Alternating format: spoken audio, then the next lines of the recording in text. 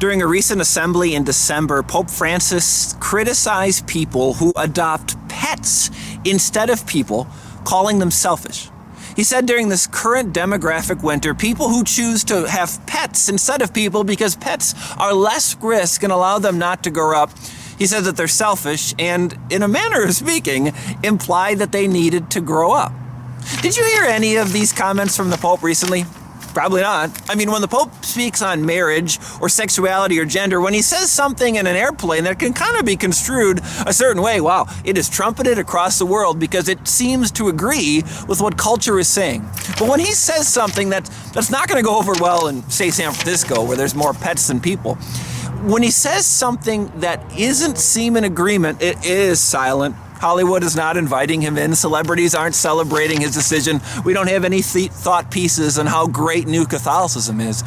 My point is that culture will accept you as long as you agree with what it's already saying. But when you contradict it, it doesn't give you any love.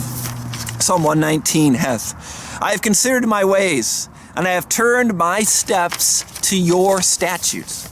Now, I'm a Lutheran, I'm not a Catholic, so I'm not here to follow Pope Francis. I'm just here to make this point, that if you follow what culture says is right, if you put your steps according to that way, well, eventually you're going to find yourself not in step with it. Even if you make so many admissions like Francis has made, eventually you'll say something they don't like, and then you're done, huh? For a Christian, I'm not trying to keep up with culture. I never can. It's going to the wrong place. As a Christian, I look at God's word. I've considered my ways. I've considered the way I want to live, and I'm not seeking culture's claps. I'm not seeking culture's joy, culture's blessings. I have turned my steps to your statutes. It's a slow life.